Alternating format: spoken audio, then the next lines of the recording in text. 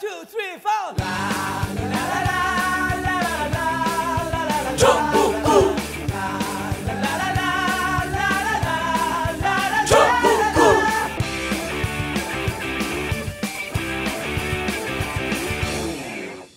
단 하나의 정통 정치 팟캐스트 정봉주의 전국구 시작하겠습니다. 자, 오늘 함께 하실 분 오늘 녹음 일자가 바뀌면서 최강욱 변호사는 오늘 못 나왔고 영원한 땜빵 이재화 변호사. 예, 안녕하세요. 이재화입니다. 예, 목소리가 왜 이렇게 점잖해? 휴일이어서 그런가? 예열이 덜 돼서 그렇습니다. 예열이 덜 돼서. 자, 그리고 거지갑. 네. 나 그 재밌어. 내가 조심스럽게 거지 의원으로 이렇게 명성이 자자하신데 그러니까 최강욱이가 거지갑, 거지도 거지갑이래. 근데 그렇게 딱 이미지가 세팅되니까 편하죠. 뭐 그런 건 있는데 오늘 제가 여기 오기 전에 저희 의원실 입법보조원 지원한 분들 면접을 보고 왔는데 한 분이 정치에 전혀 관심 없다가 정치인들에게 최근에 관심 생겼대요. 누구누구 관심이냐 그랬더니 표 의원님, 그다음에 이재명 시장, 그다음에 저 이렇대요. 표 의원님은 왜 그러냐 그랬더니 그때 명단 공개하고 이런 게 멋있어서 이재명 시장님도 광화문에서 연설하는 장면이 너무 멋있어서 저는 어떠냐 그랬더니 그 DC 뭐 인사이드? DC 인사이드. 그런 걸 자기 하는데 사진. 이상한 사진들이 돌아다니더라고요. 그래가지고 이게 뭐지? 막 이러다가 관심을 가지게 됐다 그러면서 그 DC 하시는 분들이 거지갑은 알아도 근데 제 이름은 모르대요. 이름 이야기하세요. 이름이. 그래서 이름 이야기 하시고. 네, 박주민입니다. 근데 박주민. 제가 정치적으로도 뭔가 좀 굉장히 센 임팩트 있는 발언을 하든지 막 이렇게 해야 될 것 같아요. 좋아요, 그거. 아니에요. 그 이미지가 예를 들어 나 같은 경우는 어디 방송국 새로 가고 그래도 작가 PD들이 일단 딱 죽어줘. 저거는 건드리면 지랄을 하는 인간. 이게 딱 이미지가 세팅이 돼갖고 가급적 안 건드리려고 그러더만.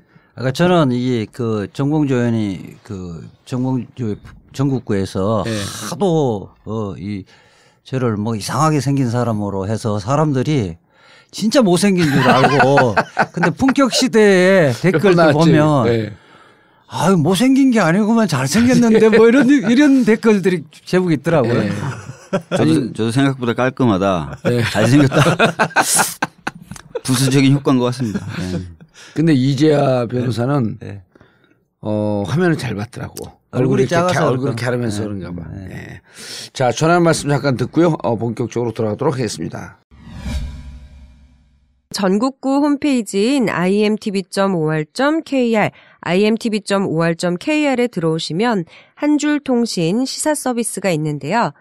매시간 서너 번씩 시사 속보를 간단하게 전해주는 유료 서비스입니다. 신속한 정보를 요구하는 요즘 같은 때에 매우 의미 있는 서비스니까요. 많이 신청해 주시고요. 전국구 공개방송 안내입니다. 매주 목요일 저녁 8시 청담동 89-10 벙커에서 있습니다. 방송도 즐기시고 커피, 식사, 술까지 함께할 수 있는 매주 목요일 저녁 8시 전국구 공개방송에 많은 참석 바랍니다. 그리고 청담동 벙커 대관 문의나 전국구 광고 문의는 02-948-1519, 02-948-1519로 해주시기 바라겠습니다. 문제입니다. 이어지는 대화를 듣고 답해주세요. 부동산 사이트 보고 빌라를 보러 갔는데 허위 매물이더라고요. 제가 본 빌라는 싸고 좋았는데요. 알고 보니 불법 건축물이더라고요. 큰일 날 뻔했어요. 친구는 미혼이고 저는 애가 있는데도 같은 빌라를 소개해주는 거예요. 구매자의 상황을 고려하지 않았어요. 자, 신축 빌라를 분양받을 때 피해를 보지 않으려면 어디로 가야 할까요? 정답! 빌라 상담센터요. 정답입니다. 신축 빌라 중개업체 허위 매물, 불법 구조물, 수요자를 고려하지 않은 매물 추천에 지치셨다면 허위 매물 보상 제도가 있는 빌라 상담센터로 오십시오. 전문가의 사전 상담과 무료 투어를 통해 내 집 마련을 도와드립니다. 인터넷에서 빌라 상담센터를 검색해보세요. 단 하나의 정통 정치 팟캐스트 정봉주의 전국구. 벌써 3년째를 맞이합니다. 최악의 정치 상황에서도 꾸준히 버틸 수 있었던 것은 바로 여러분들의 고마운 후원 덕분입니다. 여러분들의 후원으로 만들어지는 정봉주의 전국구. 전국구의 진정한 주인은 바로 청취자 여러분입니다. 전국구 후원 안내입니다. 팟빵 전국구 홈페이지 자발적 유료 배너를 클릭하시거나 정기 후원 1877-1828, 1877-1828로 전화 주십시오. 여러분의 후원에 깊은 감사를 드립니다.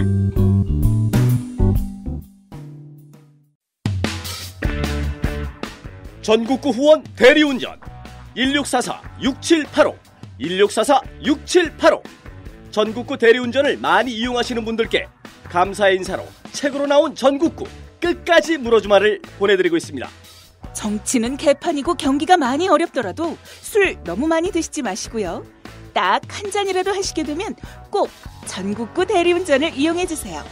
전국구 후원 대리운전 1644-6785, 1644-6785.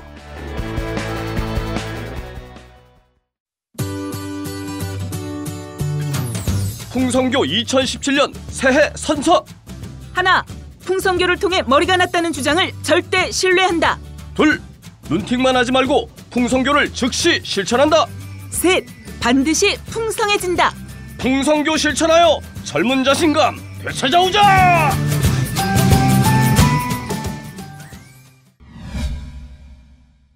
지난 2월 26일 날 팽목항을 다녀왔어요. 네. 서울에서 3차 가갖고 120명. 많이 가셨네요. 그리고 이제 부산에서 2차 가갖고 80명. 그 이제 200명이 우리 이제 제 팬카페 정봉주와 미래권력들 그리고 전국구 애청자분들 해갖고 갔는데 그 일요일 날 당일치기로 갔다 오기 힘든 일정이잖아요. 네. 그 아침 8시에 떠나서 강화문에 도착하니까 11시 됐더라고. 근데 대부분이 처음 온 분들이에요. 그러니까 처음 오기는 그러니까 거기를 가기가 무척 깝깝하거든. 친구들하고 2-3명 이렇게 팀을 짜서 혼자 가기가 힘이 들어. 힘이 들죠. 예. 그렇다고 뭐 누구 같이 가자고 하니 거기에 또 공감하고 이런 사람들이 많지 않고 생각보다 주위에서 이렇게 같이 가기 쉽지 않고 그 혼자 온 분들이어서 너무 고맙다 그러고 그리고 은하 엄마하고 다윤 엄마 그다음에 은하 아빠 해갖고 이렇게 간담회를 했어요. 네. 근데 감정들은 많이들 좀 차분해지셨더라고.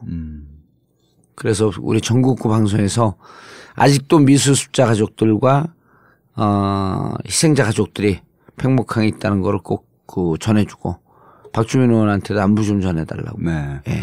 이번에 지금 선체조사 특별위원회라는 원포인트 조사위원회를 만듭니다. 그러니까 전체적으로 조사하는 세월호 2기 특조위는 지난번에 말씀드렸던 것처럼 신속 처리 한 건으로 지정돼서 11월에 출범을 하고요. 근데 그 사이에 공간이 뜨잖아요. 지금부터 오늘 11월이면 한 9개월이 뜨네. 네. 그 사이에 이제 선체가 인양이 되니까 선체를 보는 특별조사위원회를 따로 만드는 걸로 해서 국회 차원에서? 네, 국회 차원 아니 법으로 해서. 법으로? 네. 그래서 농해수위에서 좀 애를 써줘가지고 농해수위에서는 통과가 됐습니다. 법사위에 와 있는데 김진태가 지금 어제 김진태 의원이 잡았죠.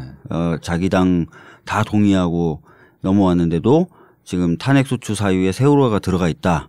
근데 탄핵 결정이 곧 나는데 왜 그 결정 안 보고 세월호 선체조사위원회를 만드냐. 말도 안 되는 소리거든요. 왜냐면은 뭐 아무 관계 없는 거예요. 그게 선체조사는 세월호 7시간 그 탄핵소추안에 세월호 7시간 아니에요. 맞아요. 네. 그래서 황당한 이유로 막아서 어제 저희 야당 의원들이 굉장히 다 발끈했고 그래서 일단 박범계 의원하고 한판 세게 붙었더라고요. 네. 붙은 타임은 사실 그게 아니라 공선법 논의하다가 오전에 세월호 걸 잡았고 그래서 약간 다들 흥분돼 있는 상태였는데 오후에 또 이제 공직선거법 관련돼서 이제 다툼이 생기면서 그렇게 된 거죠. 근데 김진태 의원 같은 경우는 그 야당에서 간사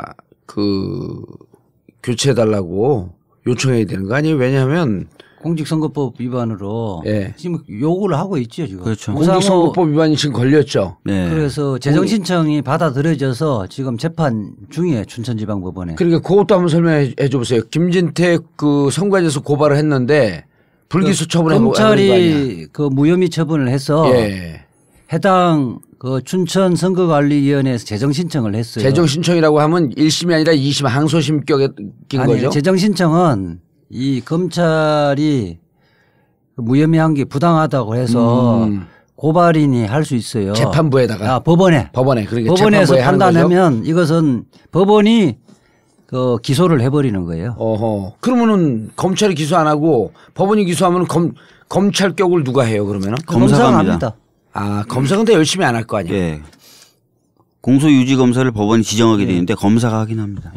열심히 안 하잖아요 근데. 열심히 안 할 가능성이 크죠. 왜냐하면 검찰이 불기소한 사건이었으니까. 그렇죠. 그리고 더 이상한 거는 김진태 의원이 갑자기 법원의 수건사업 관련된 법안을 발의했어요. 1월에. 그래서 갑자기 원래 김진태 의원은 검찰 쪽을 대변하는 의원으로 유명했는데 그리고 오히려 좀 법원 쪽에서는 그래서 저 의원 정말 껄끄럽고 불편하다라고 평가하는 의원이었는데 오랜 동안 법원이 주장해왔던 내용이 담긴 법안을 갑자기 1월에 발의를 했어요.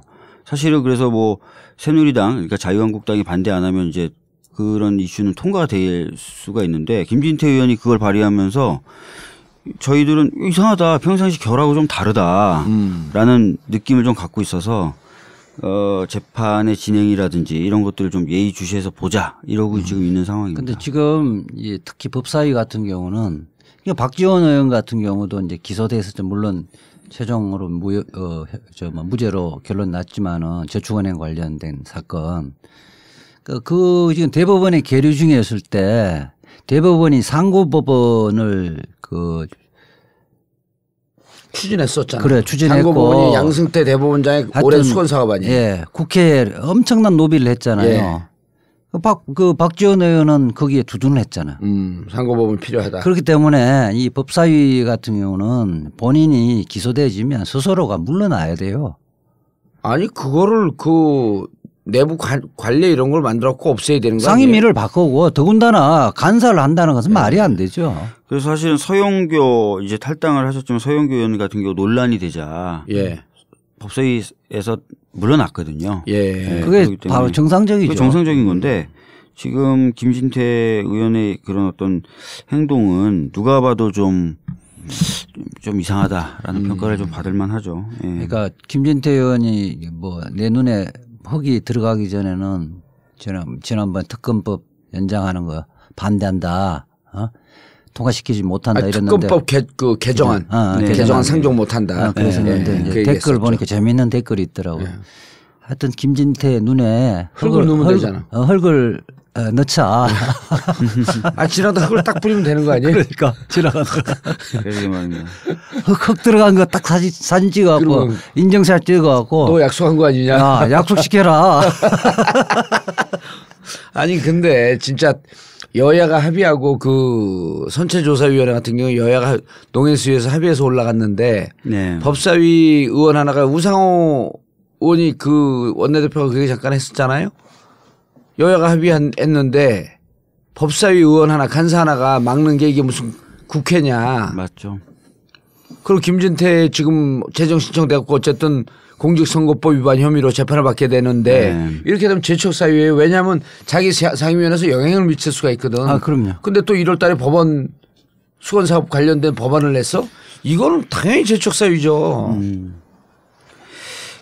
물론 이제 법안 발의에 대해서는 저희가 좀 의심의 눈초리로 보고 있다는 것이지 꼭 그렇다는 건 아닌데 하여튼 재판에 흘러가는 건 좀 계속 봐야 될 것 같아요. 자, 세월호 가족들 또 특히 이제 미수습자 그분들은 빨리 선체가 인양되기를 바라는 거기 때문에 국회에서도 또 우리 청취자분들도 선체가 다 인양된 줄 알아요. 그리고 뻘에 이렇게 박혀 있었고 상하이 셀비지인가요? 그쪽에서도 지금 계속 애를 먹는다는 거 아니에요? 지금 인양하기 위한 예비 작업은 다 이제 마쳤고요. 중국에서 인양에 필요한 장비가 좀 들어오고 있는 상황입니다. 그래서 어제 세월호뿐만 아니라 농해수위 관련된 법안들이 올라와서 해수부 장관이 출석을 한 김에 물어보니까 이미 이제 준비는 다 끝났고 3월부터 본격적으로 끌어올린다. 인양 작업에서 4월에도 인양이 될 수 있다. 빠르면. 그렇게 또 김진태 그러면서 해수부 장관이 특이하게 그러니까 빨리 세월호 선체조사위원회를 출범시켜 달라. 호소를 하는 거예요. 특이하게. 그러니까 김진태 의원이 막 성질 내는 거 왜 끼어드냐고. 황당한 장면들이 많이 연출됐죠. 해수부 장관은 이게 슬쩍 세상이 바뀌는 거에 대한 감을 잡았나? 하여튼 해수부는 항상 스탠스는 자기네들은 최선을 다하고 있고 인양은 항상 성공시키겠다는 스탠스였어요. 근데 이 사람이 계속 미뤄지고 잘 못했죠. 근데 이번에 뭐 나와서도 반드시 성공시킬 거고 4월이면 인양될 거니까 그 조사위원회를 빨리 출범시켜달라고 막 그러더라고요. 알겠습니다. 저희가 4월 같은 분들이 다른 분들도 못 오신 분들이 계속 있다 그래서 4월 16일이면 세월호 3주기예요. 4월 16일이면. 예. 그래서 저희가 그 전주 4월 8일 토요일 날 이번엔 이제 일요일 날 갔다 오니까 사람들이 부담스러워 하더라고. 그 다음날 출근하고 그러니까. 그래서 토요일 날 조금 일찍 해서 4월 8일 날 갈 계획이고 자세한 건 다음 주부터 광고가 나갈 계획입니다. 팽목항에 아직도 미수습자가 있고요. 한 말씀만 좀 드려도 될까요? 그래 놓고 김진태 의원이 자기 SNS에 세월호 선체조사법 막았다고 자랑을 하는 트윗이나 이런 걸 해가지고. 어디 학교 나왔어요? 근데 대학은? 서울대법대? 서울대법대 나온 걸로 알고 있는데. 네, 저도 그렇게 알고 있습니다. 검사 출신이고. 그 부장 검사 출신이죠. 참 춘천 사람들 그래도 다음에 국회의원 또 될까? 안 될 가능성이 높죠. 지금도 아슬아슬하게 요번에 이긴 거거든요. 그렇죠. 이번에도 김진태가 아슬아슬하게 되는 거 보고 세상이 바뀌었구나 그랬잖아요. 그때 우리가. 지금은 지금 춘천이 처가 집이 춘천인데 춘천에서는 그 시위에서 최종 목적지가 항상 딱 정해져 있어서 김진태 사무실 앞에. 네, 타켓이 딱 정해져 있어서 평소보다 이렇게 많이 모이죠. 예. 근데 춘천은 김진태가 폭탄이 아니고 또 한 명 있잖아. 누구 있어요? 김진태하고 싸운다고 준비하는 돼지가 한 명 있잖아. 김영민? 김영민의 꿈은 춘천시장이거든. 근데 하려면 좀 점잖게 해야지. 저거 자꾸 자유한국당에. 아니 근데 이제 지금은 김정민의 막말의 시대는 이미 갔어요. 김용민? 김용민의 막말 시대는 갔기 때문에. 예, 그렇지. 이제 이제는 홍준표 서석구. 아니, 김평호가 김평호 그렇지. 악권이잖아요. 진짜 그거에 비하면 김용민은 막말도 아니야. 그냥 귀엽죠. 옹알이 수준이야. 옹알이. 그렇죠. 귀여운 옹알이죠. 자, 알겠습니다. 팽목항에 여전히 고생하고 계시는 우리 실종자 미수습자 가족들이 있음을 9명의 미수습자들 그리고 9명의 국민, 대한민국 국민이 진도 앞바다에 여전히 있음을 좀 기억해 주시기 바라겠습니다. 헌재 27일 날 시간은 좀 흐르긴 했지만 최종 변론 그 풍속들 조금만 얘기하고 앞으로 헌재 얘기를 좀 들어가시죠. 네. 27일 날 많은 분들이 이제 관심 깊게 보셨지만 결과적으로 대통령은 출석하지 않았습니다. 예. 강일원 재판관이 좀 조건을 완화해 줬음에도 불구하고 출석 안 했어요. 어떻게 완화했어요? 증인처럼 신문하진 않겠다. 피고인석에 그쪽에 피청구인석에 앉아서 재판관이 궁금한 것을 좀 몇 가지 물어보는 정도로 하겠다. 당연히 이제 피청구인석에 앉으니까 변호사들하고 같이 앉죠. 예. 그 변호사의 자문을 구하고. 예, 변호사의 자문을 구해도 된다. 라고 얘기를 했습니다. 그러니까 원래 예정돼 있었던 증인으로 출석해서 증인으로서 신문 받는 거는 안 하겠다라고 얘기를 한 거죠. 예. 그런데 그래서 이제 출석을 할 수도 있겠구나. 네. 라고 봤는데 결과적으로 출석 안 했습니다. 그리고 서면으로 자기의 주장을 보냈고요. 그 서면을 이동욱 전 헌법재판관이 대독하는 식으로 했고요. 그것뿐만은 아니라 총 15명의 대통령 측 변호사가 돌아가면서 거의 6시간에 가까운 시간 동안 대통령 측 원래 헌법재판소에서는 시간을 대략 정해주지 않았어요?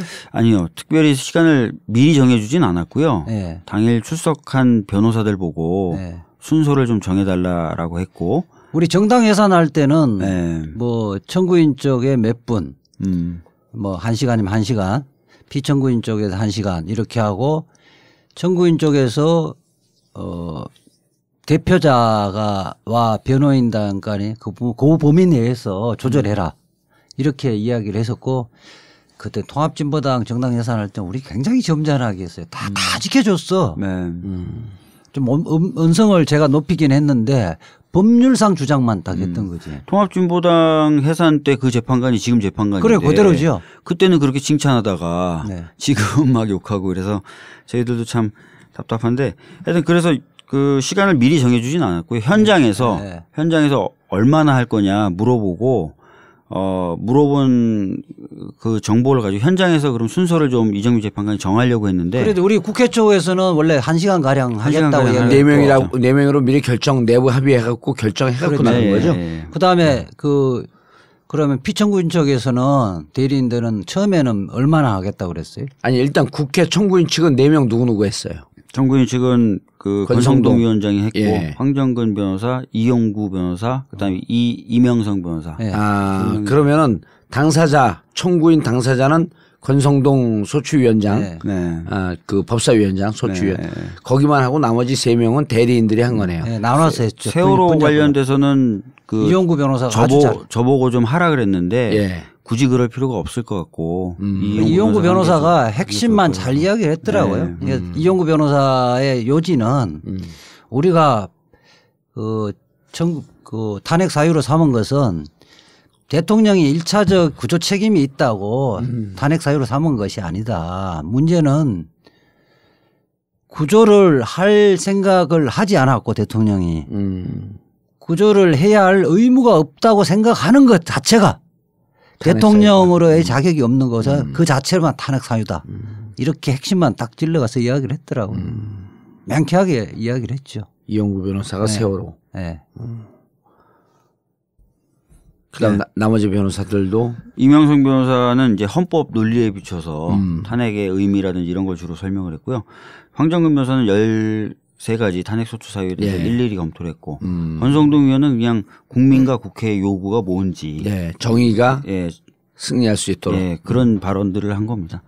권성동 위원장이 그 자신의 어떤 발언을 하면서 울먹여 가지고 굉장히 화제가 됐었죠. 나라가 소추위원들도 놀랐다면서요. 놀랐죠. 아시잖아요. 권성동 위원장의 성격을.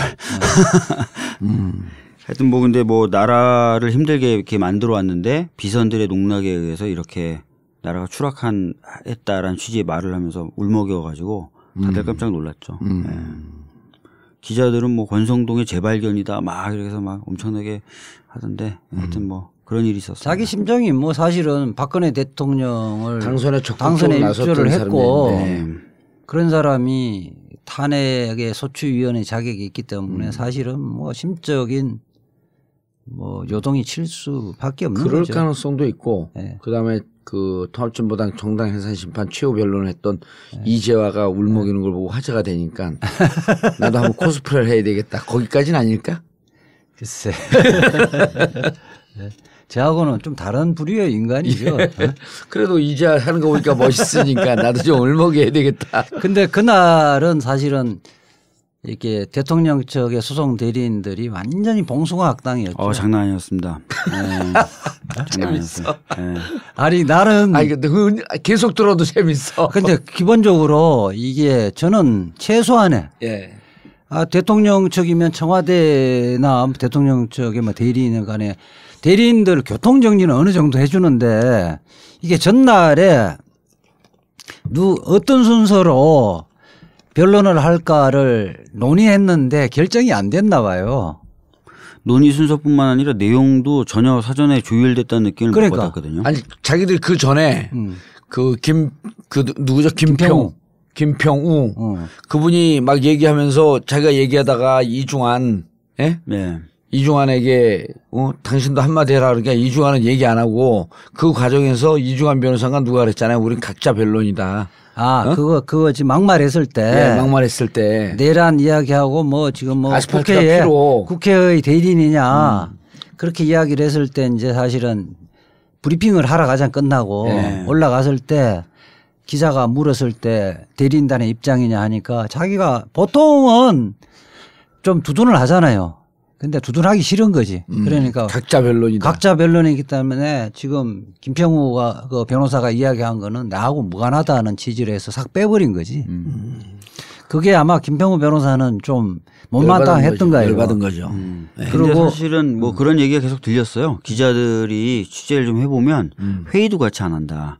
처음부터 했던 그룹하고 뒤에 이제 서석구 변호사님부터 들어왔던 후발 결합 그룹들하고 회의도 같이 안 한다는 얘기가 좀 있었어요. 그래서 설마 했는데 재판장에서 자주 다투는 모습을 보이더라고요. 전에도 한번 다퉜었거든요. 그리고 이제 이중환 변호사가 뭐라고 변론을 하면 이중환 변호사가 어떤 자격이 있냐. 이렇게 얘기를 김평우 변호사 여러 번 문제 제기를 한 적이 있어요. 후발 합류자들이. 네. 저는 예상을 할 때 이제 이중환 변호사가 대리인단 단장을 했었잖아요. 예. 그리고 뭐 그 다음에 이제 전병관 변호사 그 이후에 이제 이동업 재판관들이 들어왔는데 여기까지는 이제 사실은 좀 나름대로 자기들이 변론해서 청구를 기각시키자는 쪽으로 이렇게 가닥을 잡아갔는데 근데 이제 저 김평호 변호사나 정기성 전 대법관하고 이분들은 원래는 그 왜 조선일보에 광고 내셨던 뭐 이른바 법조 원로계 9명인가 냈던 사람이에요. 예.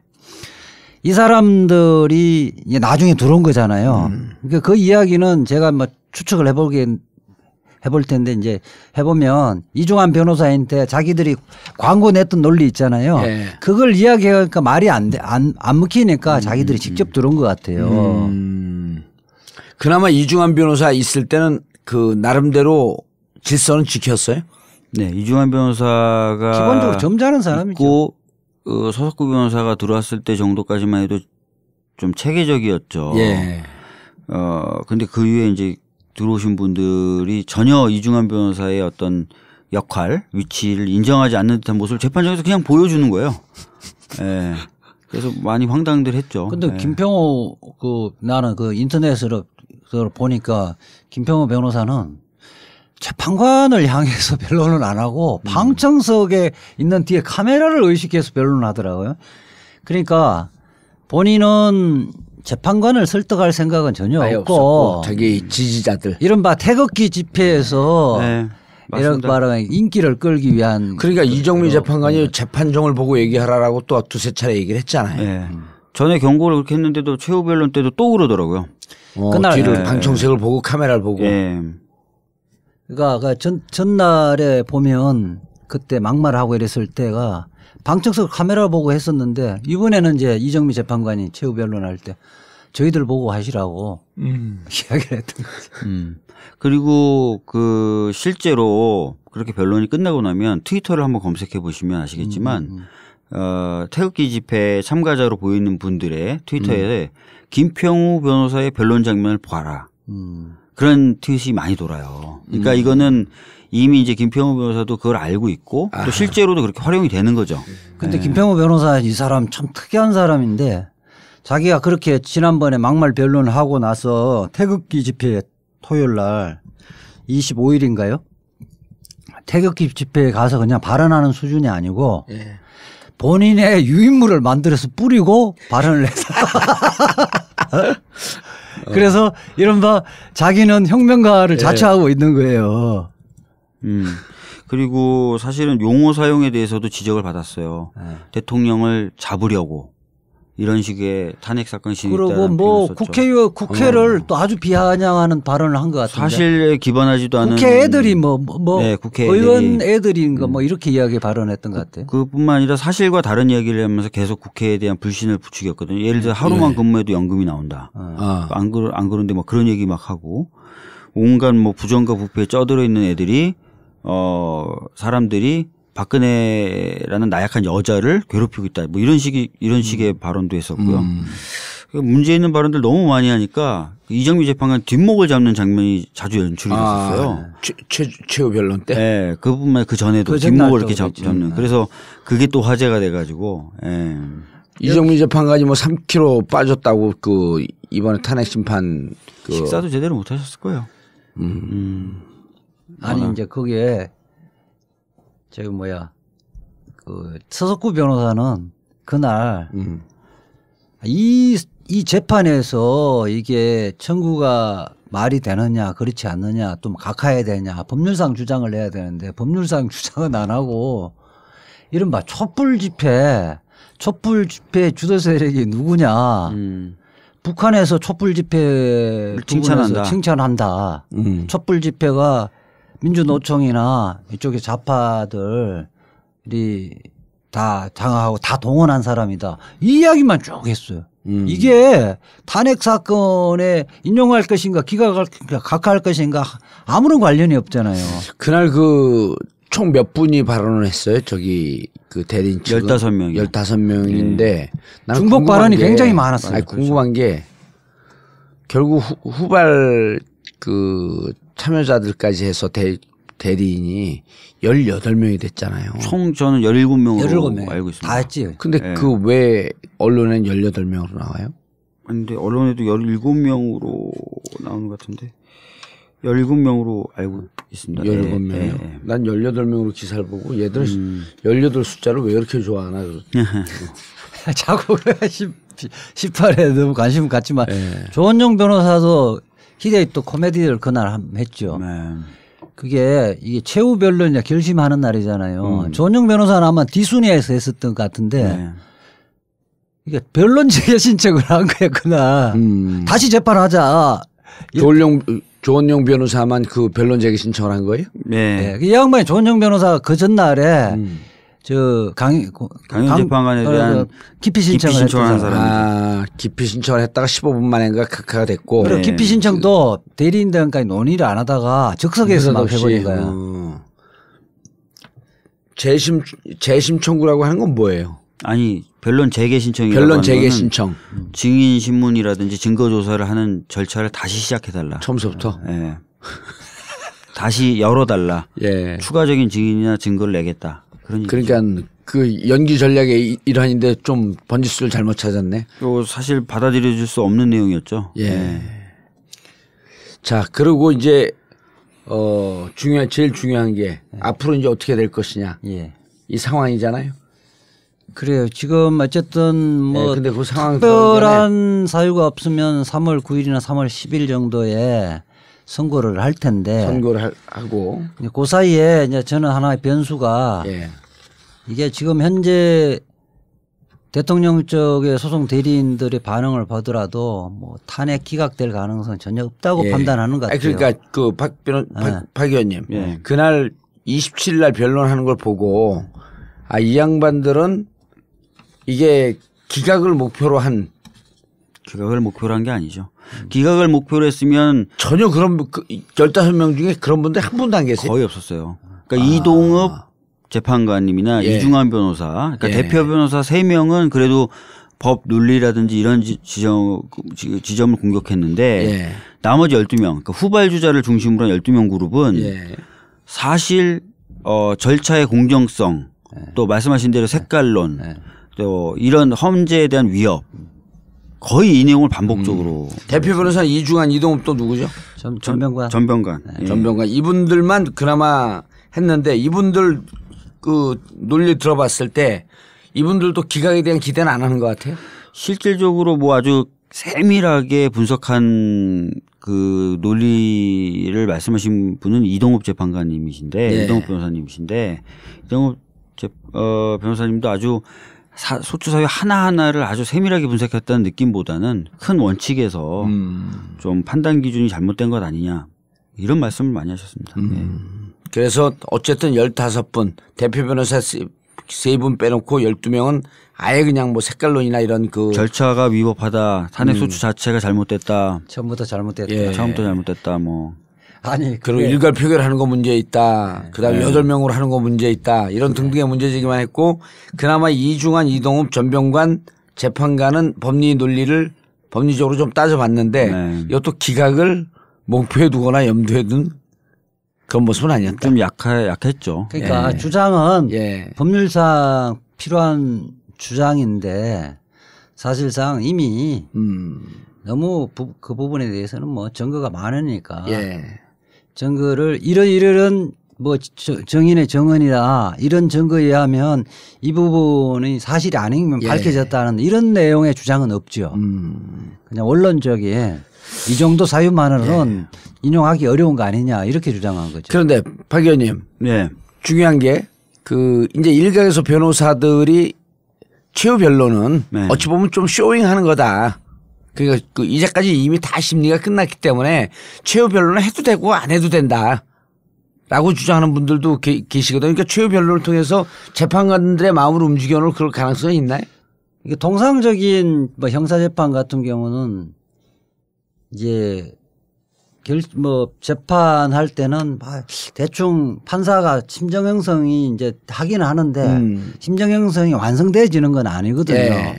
이런 가능성 저런 가능성을 좀 열어놓고 기록을 이제 꼼꼼하게 봐요. 통상적으로는. 그런데 그랬을 때 최후 변론에 영향을 준다. 최후 변론에서 이런 관점에서 한번 생각해 보라고 하면 판사들이나 재판관들이 그렇게 생각할 수도 있겠다는 이런 부분들을 주기 위해서 구두 변론을 하는 거거든요. 그래서 이제 서면보다는 구두 변론을 그래서 하는 건데 이번 사건 같은 경우는 워낙 중요한 사건이고 그 재판관들이 사실은 굉장히 매번 신경을 써서 보는 거고 사실 정인만 해도 26명 했었잖아요. 80일 동안 했는데 그러면 어느 정도 심정 형성은 다 돼 있다고 봐야 되겠죠. 근데 사실 재미있는 게 대통령 측에서 계속 얘기했던 게 최후 변론에 공을 들이겠다. 시간을 더 달라였어요. 그래서 실제로 예정돼 있던 날보다 3일을 더 줬죠. 그렇죠. 24일로 하려고 했던 걸 27일로 미룬 거죠. 근데 뭐 시간을 왜 줬지 이런 느낌이 드는 거죠. 완전히 다 똑같은 얘기들만 하고 기계적으로 반복하고. 어쨌든 최후 변론은 재판관들의 마음을 움직이는데 실패했다. 네. 그렇게 볼 수 있을 것 같습니다. 이제까지 재판관들이 17차 심리를 해오면서 16차 심리를 해오면서 형성된 그 마음을 뒤집기는 좀 힘들었다. 그렇죠. 이렇게 볼 수 있고요. 자, 알겠습니다. 문제. 그다음에 이후의 전략. 들어가기 전에 광고 듣고 들어오도록 하겠습니다. 엄마! 가글 했는데 입에서 뭐가 나왔어! 그거 올리덴탈 체크 가글이라 그런겨! 지금 쓰고 있는 가글 사용 후 확인해 보셨나요? 무색소, 무알콜, 무계면 활성제의 올리덴탈 체크 가글은 쉽게 나온 입안의 이물질을 눈으로 확인할 수 있습니다. 딴지마켓에서 판매 중입니다. 엄마! 가글 했는데 입에서 뭐가 나왔어! 그거 올리덴탈 체크 가글이라 그런겨! 지금 쓰고 있는 가글 사용 후 확인해 보셨나요? 무색소, 무알콜, 무계면 활성제의 올리덴탈 체크 가글은 쉽게 나온 입안의 이물질을 눈으로 확인할 수 있습니다. 딴지마켓에서 판매 중입니다. 박근혜 대통령 탄핵안이 국회에서 통과될 때 세월호 가족들은 통곡을 하며 주저앉았습니다.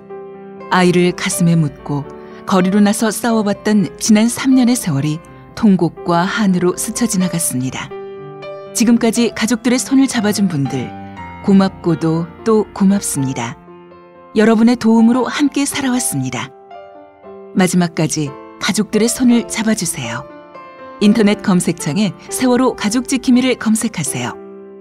여러분 한 분 한 분의 고마운 관심과 후원으로 가족들이 버텨나가고 있습니다. 세월호 가족지킴이.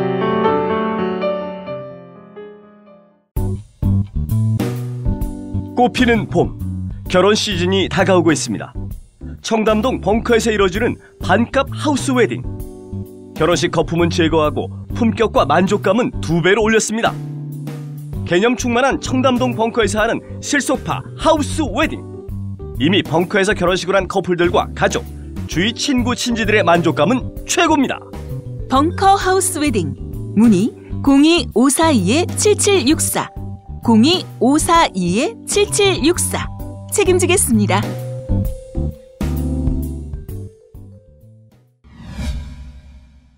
박 의원님. 대통령 사임이라고 하는 얘기를 심지어는 어떤 분이 3월 5일서부터 3월 10일 사이에 사임할 거다. 라고 국회의원 중에 그 자기 개인 SNS 계정에 글을 쓴 사람들도 있어요. 사임의 가능성이 있을 거로 보나요? 그러니까 실질적으로 이 얘기가 어디서 연원됐냐 제가 좀 보니까 주로 예. 자유한국당하고 바른정당에서 얘기가 좀 나왔더라고요. 네, 처음에. 네. 그 얘기는 아마 정치적인 피로죠. 탄핵된 대통령과 운명을 같이 해왔던 정치 세력이다. 이렇게 딱지가 붙느니 사실 탄핵 전에 사퇴를 해서 탄핵만은 좀 안 받으면 정치 세력적 측면에서는 뭐 오히려 더 나을 수 있다라고 판단을 하나 봐요. 예. 주장으로 그러니까 주장 대 주장으로 네. 남기를 바라는 그렇죠. 거죠. 주장 대 주장으로. 그래서 그렇게 얘기하고 또 아시다시피 특검이 끝났기 때문에 일반 검찰한테 모든 사건이 넘어가면서 일부는 또 무혐의가 나오고 뭐 이렇게 되면은 분위기 반전이 가능하다. 그런 생각 때문에 아마 새누리당이나 이런 쪽에서 대통령 측에 좀 하야하면 어떠냐라고 얘기를 좀 했던 것 같아요. 근데 그 이후에 나왔던 반응들을 보면은 뭐 하야를 고려하고 있지 않다. 청와대에서는. 청와대 공식 논평은 그렇죠. 예, 그렇게 나오고 공식 논평을 했죠. 예, 그렇게 나오고 있기 때문에 하야 가능성이 높아 보이진 않고 특히나 최근에 그 촛불 집회에서의 그 대통령 측 대리인단의 발언을 보면 헌재의 그 판결이 기각적으로 갈 가능성이 있다고 믿고 있는 것처럼 보여져요. 서석구 변호사나 김평호 변호사. 청와대도 그렇게 믿지 않을까요? 청와대도 그렇게 믿고 있을 수도 있습니다. 예. 예. 그래서 마지막까지 그 끈을 아마 놓지 않을 것이다. 그런데 또 궁금한 게 예. 절대 헌재에서 이게 인용이다, 기각이다 이거 흘러나오지 않죠. 안 나오죠. 흘러나오지 않죠. 그러면은 이번에는 지난번에 통합진보당 사태 그 사건 때 그 민정수석 김영환 민정수석의 그 비망로 그 비망로에 기재돼 있어서 박한철 소장이 홍역을 치렀잖아요. 예. 그 전례가 있어서 이번에는 특히 말 조심을 할 겁니다. 그래서 흘러나올 가능성이 없다. 그럼 청와대 입장에서는 끝까지 기각될 것이라고 믿으면 뭐 하야라든지 그런 카드 쓸 가능성이 없잖아요. 그렇죠. 그걸 끝까지 잡고 가겠죠. 그 가능성을. 신락 같더라도. 예. 저는 그럼에도 불구하고 이제 뭐 사실은 그 자진 사퇴할 가능성은 그냥 좀 적을 거로 보는데 그럼에도 불구하고 자진 사퇴를 부추기는 사람이 있을 수도 있다. 있죠. 그래서 그런 가능성은 어느 정도 남아 있다. 불씨는 남아 있다고 봐요. 이제 그 논리가 그쪽에서 부추기는 논리는 이거 지금 탄핵 인용될 것이 100%다. 그렇게 돼지면 바로 탄핵 인용돼지면 검찰이 특검에 그 수사를 이어받아서 구속 안 할 수가 없다.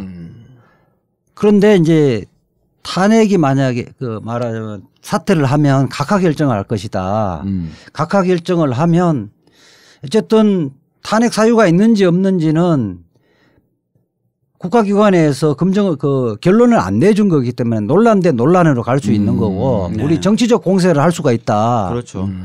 그렇게 하면 검찰에서 수사를 하더라도 대선 때까지는 잘 못할 거고 대선 이후에 수사를 하고 그것도 불구속으로 수사를 할 수밖에 없다. 네. 구속 수사는 굉장히 부담을 느낄 것이다. 시간을 벌 수 있다.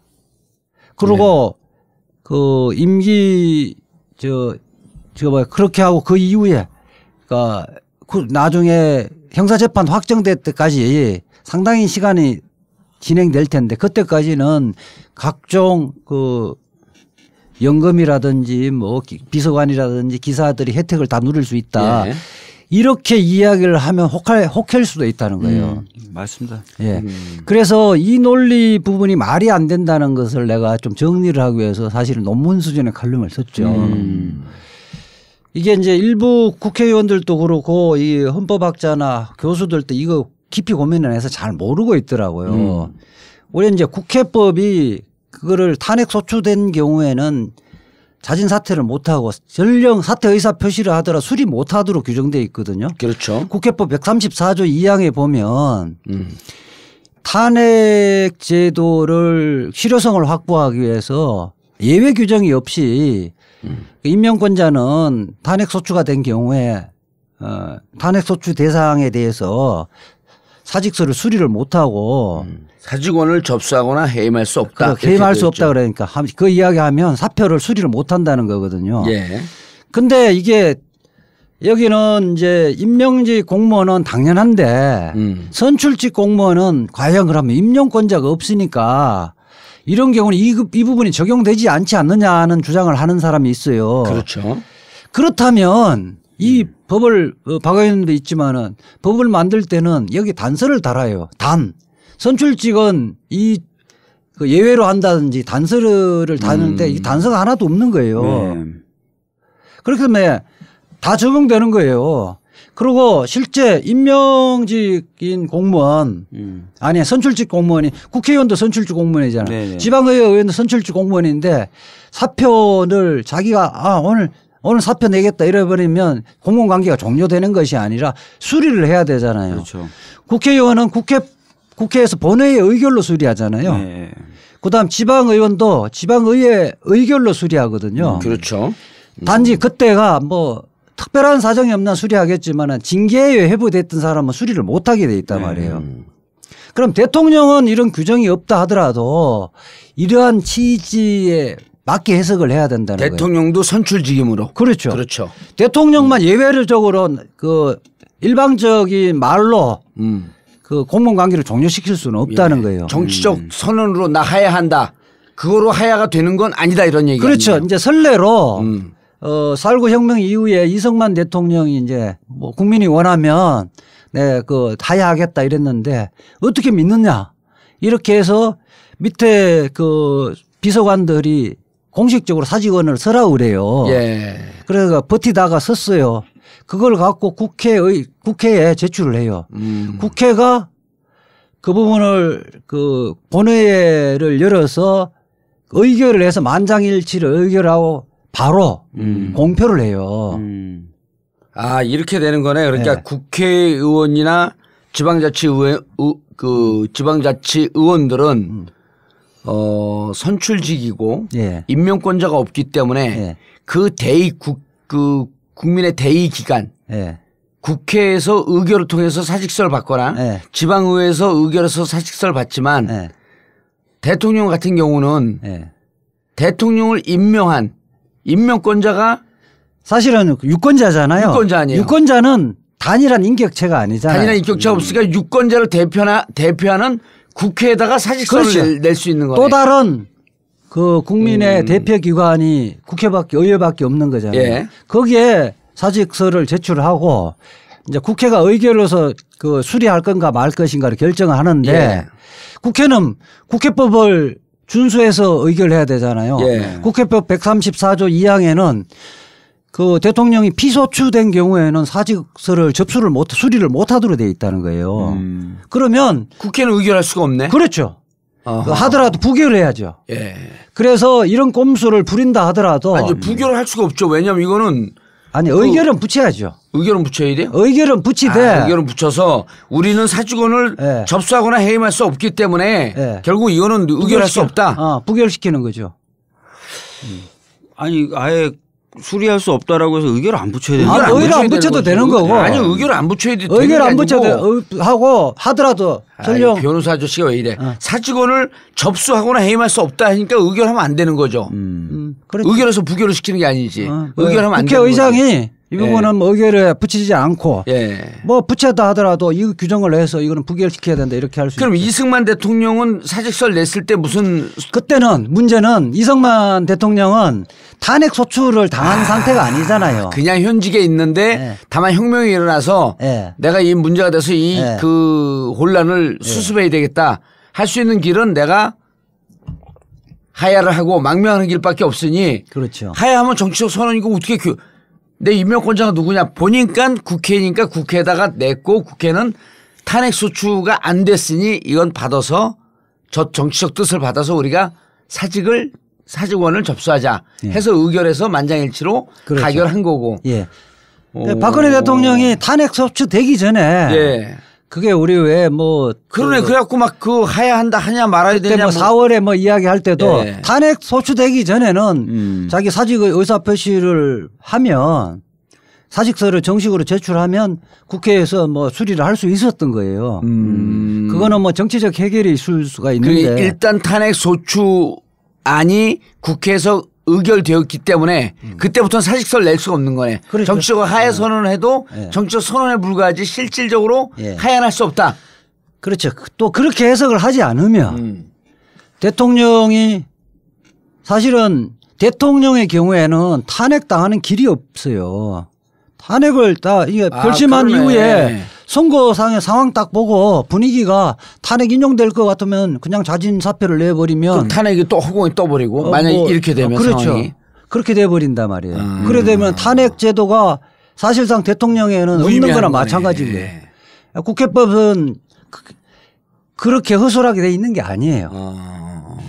그런데 이제 이 부분을 갖고 사실은 법률가들도 어떤 사건이 생기지 않으면 법률 해석에 고민을 안 하잖아요. 그래서 이 논문이나 나와 있는 게 없어요. 그래서 당연히 사임한다고 이렇게 그냥 적자적으로 생각을 했었는데 전체적으로 법의 성격과 제도의 취지, 제도의 취지라든지 다른 그 공무원들과 형평성을 고려할 때 이렇게 해석하는 게 맞다는 거예요. 아니 그리고 헌법학자 어떤 분이 쓴 글을 봤더니 판례도 있더라. 판례.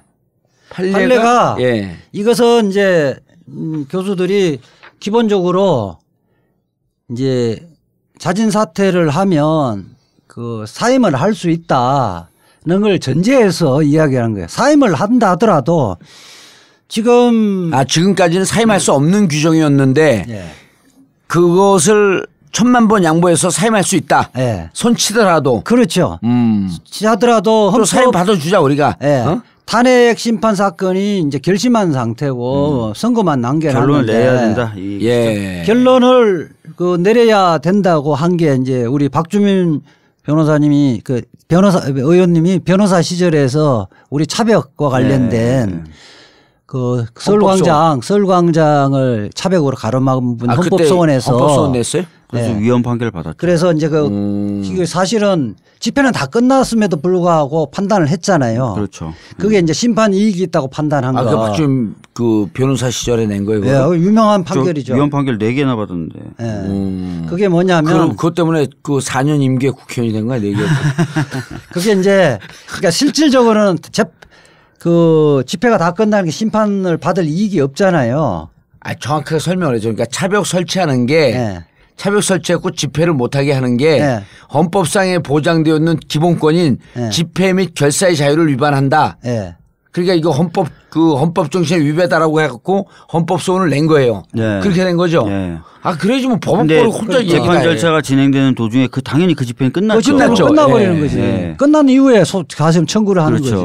그래 끝났어도 끝났으면 우리가 원인이 되는 행위가 중지가 되었기 때문에 이게 헌법소원 올라도 우리가 판결 안 내리는 거 안 내려도 된다. 옛날 일이 되버리는 옛날 일이 되니까 판결 안 낸다 이게 아니고 앞으로도 지속적으로 이런 일이 발생할 수 있기 때문에 이런 경우에 심판 청구의 이익이 재판 중에 사라졌다 하더라도 이런 헌법 위반 상태가 앞으로 반복할 위험성이 있고 헌법 질서 수호를 위해서 그에 대한 헌법적 해명이 기묘한 사항에 대해서는 그런 경우에도 본 판결을 한다. 본 판결은 계속 진행한다. 똥개는 짖어도 열차는 달린다. 그렇죠. 맞습니다. 본 판결을 한다는 건데 이 사건이 그렇다는 거예요. 만약에 이게 사임을 받아진다 할지라도 다음 대통령이 또 할 수 있고 또 할 수 있고 다음 대통령이 박근혜 대통령 불행하게 막 그런 일이 없어야 되겠지만은 안 일어날 수 있다는 보장이 없거든요.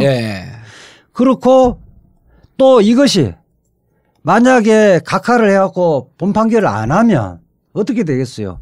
태극기 집회에서는 봐라 탄핵 사유가 되지 않았지 않느냐. 쟤들이 완전히 그 허위 사실을 갖고 잘못 청구했다가 법원에서 판단 안 해준 거다. 막 이런 식으로 해갖고 그런 식으로 할 수 있죠. 주장 대 주장으로 정쟁에 휘말릴 가능성이 있다는 거예요.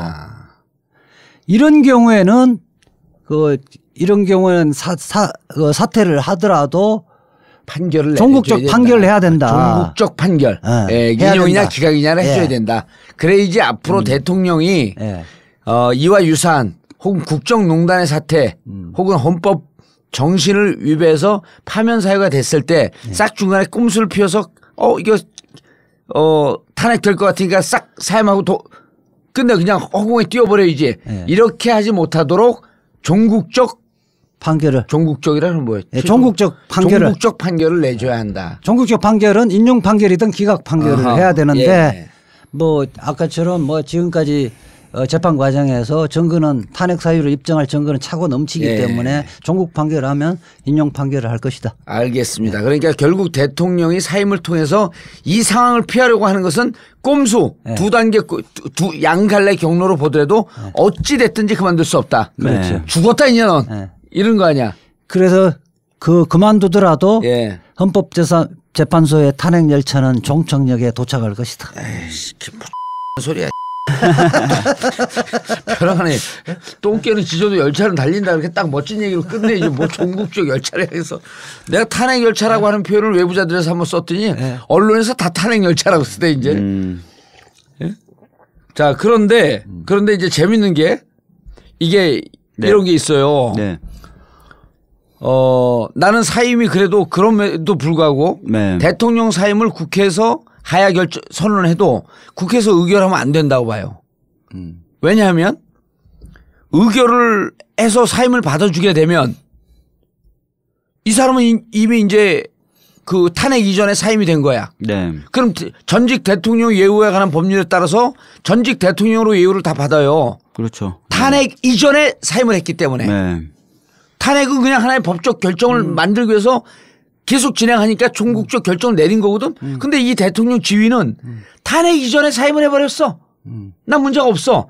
전직 대통령의 예우에 관한 법률에 따라서 다 대접을 받게 돼 있는 거예요. 그러니까 우리 공무원들은 징계에 회부돼 있으면 사직을 수리를 못하게 돼 있어요. 그렇지 않으니까 이것도 사직하면 안 되는 거야. 그러니까 그게 국회법도 그런 취지입니다. 국회법 134조 2항도 그런 취지입니다. 그러니까 절대 의결을 해주면 안 되는 거지. 공무원들 같은 경우는 사표 내지면 연금 다 받고 아무런 제한이 없는데 파면이게 되면 연금 하나도 못 받잖아요. 파면 같은 경우 연금을 못 받을 뿐만 아니라 5년간 공무원 단임권이 또 없어지는 거거든요. 그렇죠. 이 탄핵 인용돼도 그렇더라고요. 그러니까 이게 파면이라는 것은 탄핵은 징계 절차고요. 징계에서 파면이에요. 파면. 대통령은 누가 징계를 못 하잖아요. 연금도 보니까요. 연금도 대통령 월급의 95%를 받아. 그러니까. 예? 상당히 많이 받고요. 비서관이 3명, 운전기사 1명, 그다음에 각종 공공기관에 뭐 철도, 뭐 항공 이런 건 다 그 할인권, 이용권 다 있다고. 교통통신 및 사무실 제공 등의 지원, 치료.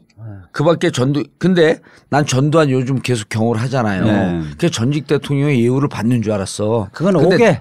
근데 그 내란 음모를 해갖고 전직 대통령의 예우에 관한 법률에서 이 예우를 못 받고 금고 이상의 형에 금고 이상이니까 필요한 기간의 경호 및 경비 이것만 받고 있더만. 그거는 뭐냐면 전두환 대통령을 위한 것이 아니라 나라를 위한 거예요. 왜? 그거를 해버리면 누가 죽여버릴까봐? 그렇죠.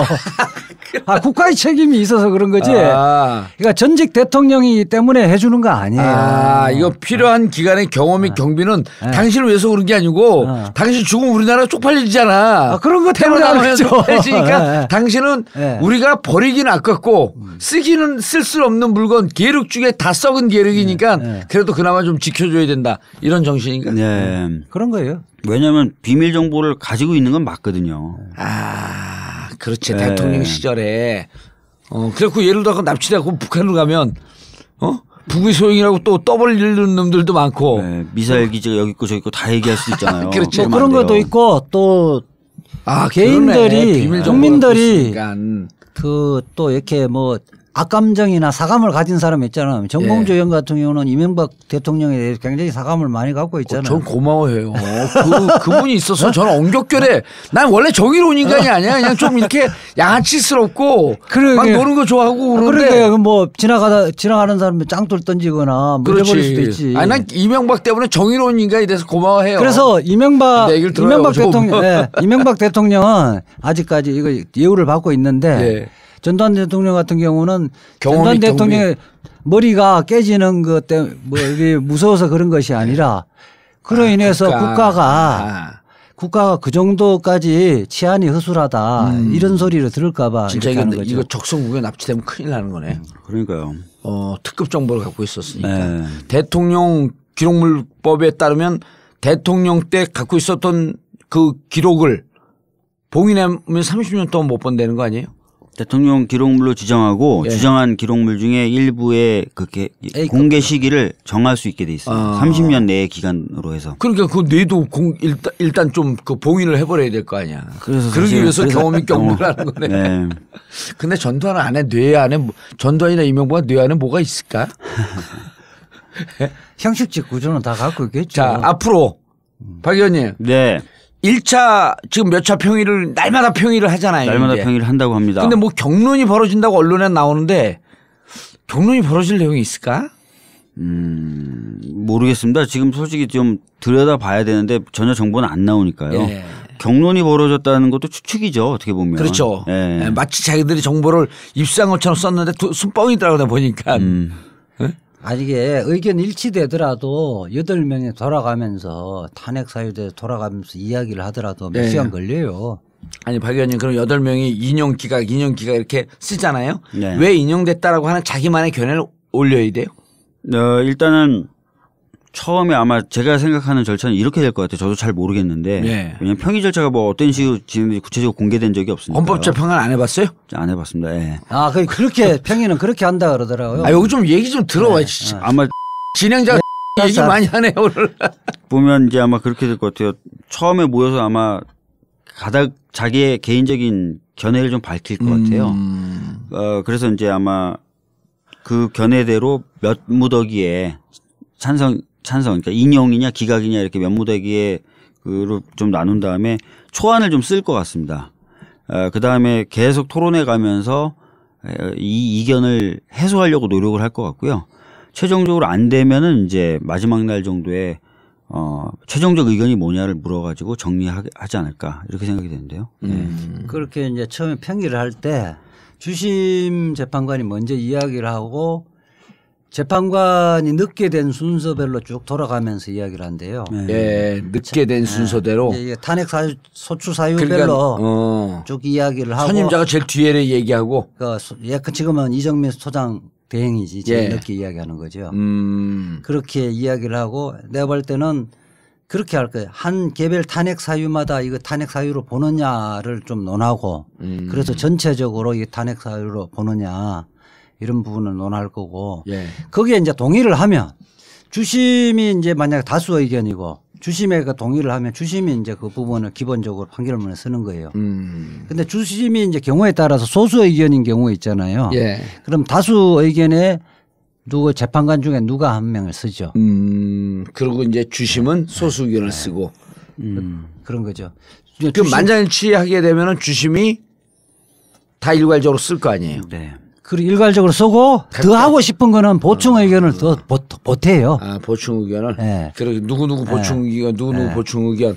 그 다음에 또 다 맞는데 결론에는 동의를 하는데 나는 이 부분의 논리 구성만 다르다고 하면 그 부분 또 별도로 쓰고 재판관 이진성의 의견 뭐 이렇게 얘기. 그런데 이정미 헌법소장 권한대행, 그다음 강일원 주심 이분들 말고 나머지 6명도 열심히 이걸 연구했을까요? 전원 평의이기 때문에 뒤로따는 봤을 텐데. 그리고 뭐 열심히 연구했을까? 재판 연구관들이 도와줍니다. 재판 연구관들이 매일매일 정리해서 보고서를 올린다 그러더라고요. 그날 나왔던 얘기부터 시작해서 궁금해하는 것들이 있으면 다 정리해서 매일 보고서 형태로 올리고 그래서 어느 정도 다 공부는 돼 있다, 스터디는 돼 있다고 보시면 될 것 같아요. 자, 그래서 지금 가장 유력한 날짜를 언론에 따르면 9, 10, 13 이렇게 잡는데 13일은 또 나름 법조의 전문가라고 자칭하는 최강욱 얘기는 13일 날 이놈의 인간들은 의전을 중시하는 인간들이기 때문에 그날 퇴임 행사가 뻑적지근하게 해야 되는데 그날 판결을 할까? 그래서 9일 아니면 10일로 이렇게 그 예측을 하던데 어떻게 보세요? 지금 9일설은 매주 목요일마다 선고를 해왔으므로 그 전례를 법원이 재판소가 어길 리가 없다라는 거였고요. 근데 10일설을 주장하시는 분들은 9일은 이미 권성동 위원장이 얘기를 뱉어버려서 9일날 그대로 하는 것은 무리가 따른다. 그래서 10일이다. 라고 얘기하시는 거고 13일을 주장하시는 분은 13일날 하게 되면 5월 11일날 선거운동을 할 수 있게 되면서 사실상 거의 2주 가까운 선거운동 기간 연장이 확보가 가능합니다. 근데 저는 13일 할 것 같아요. 저는 개인적으로는. 개인적으로? 예. 왜 그 이분들이 대선 이런 것도 염두에 두나요? 염두에 둘 것 같아요. 왜냐하면 대선도 굉장히 중요한 그 국가적인 대사인데. 그렇죠. 그 정책과 후보 검증할 시간이 없다고 지금도 아우성인데 2주라는 기간이 정말 크잖아요. 예. 그래서 제 생각에는 13일 날 하고 퇴임식은 안 하든지 생략하든지 아니면 그러니까 아주 간소하게 하든지. 저도 박 의원님 견해와 유사한 그런 얘기들을 좀 많이 들었는데 예. 이게 헌법재판소장이게 되면 좀 격식을 갖춰갖고 퇴임식을 하는데 그 재판관들 퇴임식은 뭐 전 직원을 불러서 이렇게 하지는 않는다 그러더라고요. 네. 그걸 좀 간소하게 하는데 또 이정미 재판관은 정식 소장도 아니고 권한대행이기 때문에 재판관 수준에 준해서 퇴임식을 할 것이다. 이정민 재판관은. 그렇죠. 그렇다 보면은 뭐 이렇게 거하게 하지 않는데 그러면은 충분히 13일 날 이날 판결을 하고 그러면서 판결하면서 그 고려도 헌법재판소의 위상에 맞게 대통령 선거일까지도 논의는 안 하지만 자기들끼리 암묵적으로 말로는 못해요. 말로는 못 한다 그러더라고요. 네. 하는 순간 말로 하면 정치적 고려를 하는 거니까. 그러니까 암묵적으로 13일쯤 조금 여유 있게 13일쯤 하는 게 어떻습니까? 그럼 이제 다 그거에 대해서 공감을 한다는 거 아니에요? 네. 그렇게 되면 다행히도 매주 수요일 날 대통령 선거를 치르고 국회의원 선거도 그 치렀기 때문에 그 관행까지 맞춰서 5월 10일이 수요일이 되는 거예요. 네, 맞습니다. 그래서 13일 날 하지. 근데 예를 들어 3월 10일 날 하면 5월 10일 날 선거를 못 해요. 그러면 5월 9일이나 이때쯤 해서 선거 관행도 좀 깨지고 또 이 공무원들은 법을 다루는 이 관행을 지키는 걸 무척 소중하게 생각을 하더라고. 그래서 나는 13일 날 하면은 5월 10일 날 선거일을 잡고 서로 좀 무리 없이 이렇게 가지 않겠느냐. 저도 그렇게 보고 있습니다. 근데 이게 인용이 된다는 조건 하에 그렇잖아요. 당연히 뭐 인용이 되겠죠. 인용은 8대 0인가요? 예, 지금 인용이 이제 3월 13일 날 인용 결정이 나오면 8대 0일 가능성이 크다고 보는. 저도 그렇게 봐요. 혹시 한 명 기각하면 한 명씩 이름을 거꾸로 좀 대보죠. 한 명 사실은 기각 조 재판관. 아니 저 기각 판결문을 쓰기는 어려울 거예요. 이게 탄핵 사유 하나 정도가 논란이 되는 정도면 예컨대 세월호 7시간만 대지면 그거만 딱 탄핵 사유다. 요렇게 대지면 있는데 뭐 13개 중에 한두 가지는 자기가 탄핵 사유라고 아니라고 볼 여지는 있는데 다 아니라고 보기는 어려워요. 그렇죠. 하나만 탄핵 사유에 해당되면 탄핵이죠. 그렇기 때문에 탄핵 사유가 지금 4개씩이나 13개가 다 아니라는 거를 자기가 판결문에 자기 이름을 걸고 쓰기는 어렵다는 거예요. 그러니까 억지 주장을 억지 논리를 피해야 되기 때문에 그거는 뭐 법률가가 합리적인 논리를 써야 되는데 그거는 그렇죠. 쓰기는 어려워. 이분들이 보수적 성향, 이분들이 인명권자 이런 등등에 대한 영향은 이번 탄핵 심판에서는 거의 없을 것이다. 네. 자, 그래서 이제 탄핵이 됩니다.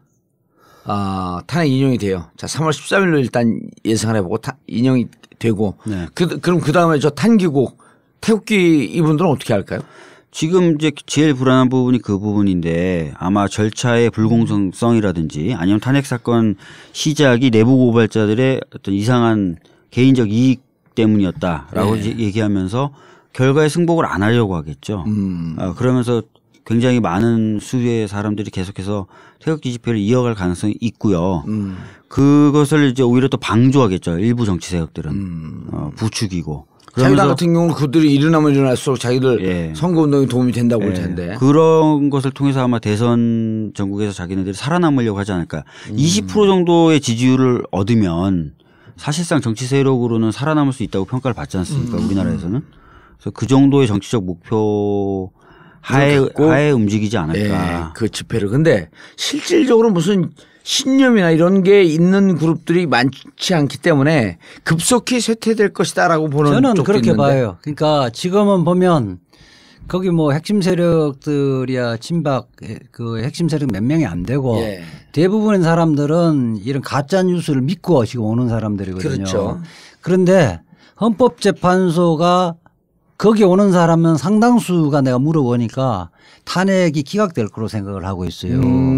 방청하는 분들이 그게 그 탄핵기국 집회가 나온 사람들 보면 거기 나가서 물어봤어요? 물어보고 또 그 사람들이 막 가서 이야기해요. 또 우리 헌법재판소에 기자회견하면 우리는 퇴진행동 쪽 기자회견하고 저쪽에 가면 아줌마들 와서 지금 잘 못 알고 그러신 거라고.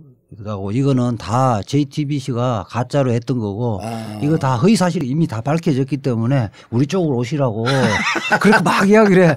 제가 변호사하고 퇴진행동에서 기자회견 하려고 그러는데 그건 그렇고 우리 쪽으로 오시라고 그렇게 하는데 또 이지아 변호사는 여자 끌면 약하잖아.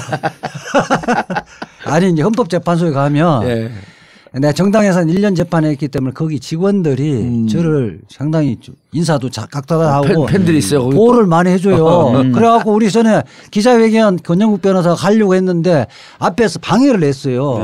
저 가니까 그 두 사람이 그 경위들이 드러내버리더라고요. 변호사님 여기 하시라고 그러면서 자기들 딱 보호를 해주더라고. 근데 하여튼 돌아가서 그걸 보면 헌법재판소의 결정이 공적 기관에서 결정이 실제 나버리면요. 그러니까 그런 그 가짜 뉴스를 갖고 선동하기가 어려워요. 아니 나는 개인적으로 계속 이제 촛불 집회 나가면서 느끼는 게 이런 거예요. 만약에 기각이 되면 이 촛불 나온 분들은 가짜 뉴스를 보고 나온 것도 아니고 정말 본인들이 자원해서 그 본인들의 소신으로 나온 분들이기 때문에 만약 기각되면 이 촛불은 폭발을 할 것 같아요. 그런데 저쪽 분들은 특히 가짜 뉴스라든지 왜곡된 종편 이런 걸 보고 나온 분들이 많고 그다음에 이제 또 순수하지 않은 의도를 갖고 나온 분들도 꽤 있고 그러기 때문에 좀 급격하게 살아되죠. 삭지 않겠냐 이렇게 그리고 보는데. 그게 또 뭐 이른바 정치적 결사체로 진화할 가능성은 전혀 없다고 봐요. 저는 길어야 2주. 길어야 2주. 알겠습니다. 그리고 이제 본격적으로 또 대선 국면으로 넘어가면서 이 탄핵 문제는 사그러들지 않겠느냐. 또 그렇게 돼야 되는 거 아니에요? 저는 이제 탄핵의 목적이 중에 한 부분이 그거지 않습니까? 박근혜 정권을 밀어내고 다른 정권을 좀 맞이하겠다. 그러니까 아마 그런 부분이 있을 텐데 저는 걱정이 몇 번 말씀드렸지만 정권 교체가 되더라도 분명히 87년에 준하는 이 광장의 열망은 있을 겁니다. 아마 또 그 힘으로 정권 교체가 될 거고요. 정권 교체가 된다면. 근데 이 87년 정도의 이 뜨거운 열기를 김상조 교수님이 하신 얘기인데 지금 현재 우리나라 경제 수준은 유례를 찾아볼 수 없는 혹한기라는 거예요. 그렇죠. 이 뜨거운 열망과 이 혹한기 사이에서의 이 차이 개혁 입법을 또 못 해내고 경제적으로는 더 어려워지고 그리고 반대하는 저 보수 수구 세력에 끌려가고 그래서 정권 초기가 굉장히 혼란스럽고 어려울 것이다. 김상조 교수. 근데 그 측면도 있지만 정권 교체 교체를 해서 이제 얼마만큼 적폐를 청산하느냐가 이제 문제지만 또 하나는 우리 역사가 바로 서려면 이른바 국정농단하고 범죄를 저지르면 죄지은 만큼 처벌이 돼야 되기 때문에 그렇죠. 박근혜 대통령이 구속 수사를 해서 사실 죄지은 만큼 법원 판결을 받고 저는 누가 대통령이 되더라도 바로 판결의 잉크도 마르기 전에 사면을 해주면 그거는 안 된다. 다시 우리는 퇴진 운동을 해야 될 것 같아요. 저는 그래서 국회에 부탁드리고 싶은 게 이번에 박영수 특검이 짧은 기간 안에 그 혁혁한 성과를 냈잖아요. 근데 그 물이 떠오른 빙산의 일각만 손을 댔단 말이에요. 그 30% 정도라고 평가했죠. 그렇죠. 그 근본적인 뿌리를 못 그런데 나머지 70%가 더 깊은 뿌리란 말이에요. 잘 안 뽑히는 뿌리. 그래서 저는 불가피하게 지금 검찰로 넘어갔지만 이 박근혜 최순실 게이트 특검 2기가 들어가야 될 것 같아요. 그래서 지난번에 박주민 의원이 낸 그 개정안 그게 국회에서 어떤 식으로든지 간에 만약에 새누리당이 그러니까 그 자유한국당이 반대하면 바른정당까지 설득을 해갖고 제2기 특검이 출범을 해야지. 그래야지 새로 들어서는 정권이 부담이 좀 줄어들겠다. 왜냐면 조금씩 나눠줘야 되거든요. 그걸 정권이 혼자 다 알아서 하라면서 검찰 시키고 근데 검찰 내부에서 또 반동 세력들이 있을 거란 말이죠. 왜냐하면 검찰을 수사해야 돼요. 우병우 라인을 수사를 못했던 이유 중에 하나가 그럼요. 검찰을 수사를 검찰과 법무부를 법무부가 다 협력자들이잖아요. 아니 그래서 이런 거예요. 지난번에 그 우병우 때도 우병우로 수사해야 되는 가장 큰 것 중에 하나가 정윤회 국정농단 사태 때 이 비선 실세의 국정농단을 수사를 해야 되는데 그게 우병우가 그거를 자료 유출 사건으로 둔갑을 시켰잖아요. 네. 그러면서 바로 정윤회가 출판물에 의한 명예훼손으로 고발을 했단 말이에요. 예? 맞습니다. 그 출판물에 의한 명예훼손 고발을 하니까 그거만 했죠. 그 내부 특수부 이런 데서 이건 명예훼손이 아닐 수도 있는데 그래갖고 정윤회 압수수색을 하려니까 막은 거 아니에요? 그럼 그때 당시 막았다는 거예요? 그럼 그때 당시 이걸 막은 세력들이 누구냐? 그럼 법무부 압수수색 들어가야죠. 검찰 압수수색 들어가야죠. 중앙지검 압수수색 들어가야 되는데 그때 당시 중앙지검장이 김수남 총장 아니에요. 그 검찰총장한테 칼을 겨누려고 그러다 보니까 이번에 그걸 못한 거 아니야? 그거는 워낙 덩치가 커버리고 네. 일이 굉장히 사실은 청와대에 대한 압수수색 이상으로 더 큰 거죠. 아니 그러니까 실제로 특검을 제대로 하려면 그렇죠. 법무부, 검찰, 중앙지검 압수수색이 들어갔었어야 되는 거죠 이번에. 그래서 그때 당시에 민정비서관 우병우의 하명을 받아서 막은 세력들이 누구냐. 그걸 뿌리 뽑지 않으면 정치검찰 못 뽑는 거 아니에요. 그래서 사실은 그런 맥락에서도 지금 대검 중심으로 고위공직자 비위수사처를 적극적으로 막고 있죠. 예. 왜냐하면 고위공직자 비위수사처의 수사 대상이 검찰 아닙니까? 사실은 그게 박영수 특검이 상수화된 게 고비처예요. 고위공직자 비리수사처인데 그렇게 되지면 이게 그 특별감찰관도 사실상 법무부가 나서서 사실 협력을 해서 없애버린 거잖아요. 우병우만 혼자서만 자기가 한 게 아니잖아요. 네.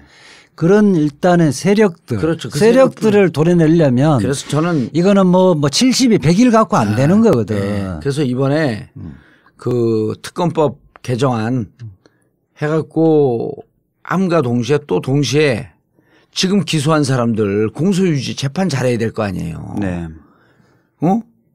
이재용은 저쪽에서 태평양이라고 하는 진짜 뭐 수백 명 변호사가 달게 붙어갖고 무죄를 끌어내려고 그럴 텐데 이쪽에서 검사 한두 명이 달게 붙어갖고 어떻게 되겠어요? 그게. 다행히 그 2월 28일 날 법무부하고 최상은 아니지만은 어느 정도 절충은 좀 됐더라고요. 8명 검사 네. 남겨두기로. 파견 검사 8명. 20명 중에. 네.